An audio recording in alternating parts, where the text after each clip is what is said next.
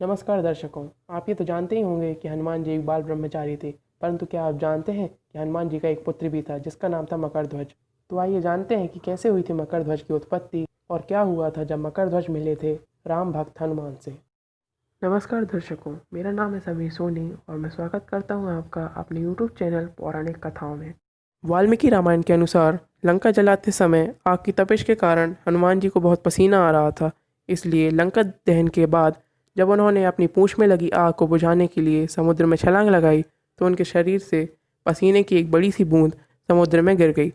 उस समय एक बड़ी मछली ने भोजन समझकर वह बूंद निगल ली। उसके उदर में जाकर वह बूंद एक शरीर में बदल गई। एक दिन पाताल के असुरराज रक्षकों ने जब उस मछली को पकड़ा और उसके पेट को चीर रहे थे तब उसमें से एक वानर की आकृति वाला मनुष्य निकला। वे उसको अहिरावण के पास ले गए। अहिरावण ने उसको पातालपुरी का निरीक्षक नियुक्त कर दिया। वानर हनुमान पुत्र मकरध्वज के नाम से प्रसिद्ध हुआ। जब राम रावण युद्ध हो रहा था तब रावण की आज्ञा अनुसार अहिरावण राम लक्ष्मण का अपहरण कर उन्हें पातालपुरी ले गया। उनके अपहरण से वानर सेना भयभीत व शोकाकुल हो गई, लेकिन विभीषण ने यह भेद हनुमान के समक्ष प्रकट कर दिया। तब राम लक्ष्मण की सहायता के लिए हनुमान जी पातालपुरी पहुंचे। जब उन्होंने पाताल के द्वार पर एक वानर को देखा तो वे आश्चर्यचकित हो गए। उन्होंने मकरध्वज से उसका परिचय पूछा। मकरध्वज अपना परिचय देते हुए बोला, मैं हनुमान पुत्र मकरध्वज हूँ और पातालपुरी का द्वारपाल हूँ। मकरध्वज की बात सुनकर हनुमान क्रोधित होकर बोले, यह तुम क्या कह रहे हो? दुष्ट, मैं बाल ब्रह्मचारी हूँ, फिर भला तुम मेरे पुत्र कैसे हो सकते हो? हनुमान का परिचय पाकर ही मकरध्वज उनके चरणों में गिर गया और उन्हें प्रणाम कर अपनी उत्पत्ति की कथा सुनाई, लेकिन यह कहकर कि वे अभी अपने प्रभु श्री राम और लक्ष्मण को लेने आए हैं। जैसे ही द्वार की ओर बढ़े वैसे ही मकरध्वज उनका मार्ग रोकते हुए बोला, पिताश्री, यह सत्य है कि मैं आपका पुत्र हूँ, लेकिन अभी मैं अपने स्वामी की सेवा में हूँ, इसलिए आप अंदर नहीं जा सकते। हनुमान जी ने मकरध्वज को अनेक प्रकारों से समझाने का प्रयास किया, परंतु वह द्वार से नहीं हटा। तब दोनों में घोर युद्ध शुरू हो गया।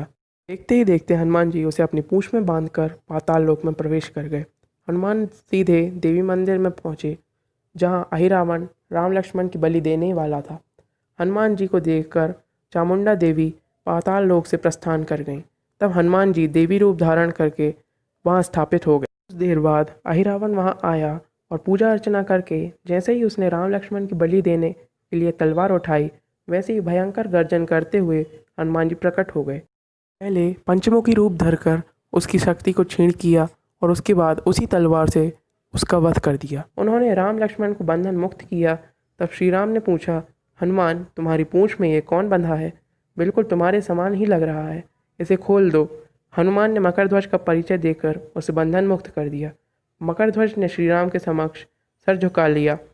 तब श्री राम ने मकरध्वज का राज्याभिषेक कर उसे पाताल का राजा घोषित कर दिया और कहा कि भविष्य में वह अपने पिता के समान दूसरों की सेवा करे। यह सुनकर मकरध्वज ने तीनों को प्रणाम किया। तीनों उसे आशीर्वाद देकर वहां से प्रस्थान कर गए। इस प्रकार मकरध्वज हनुमान पुत्र कहलाए।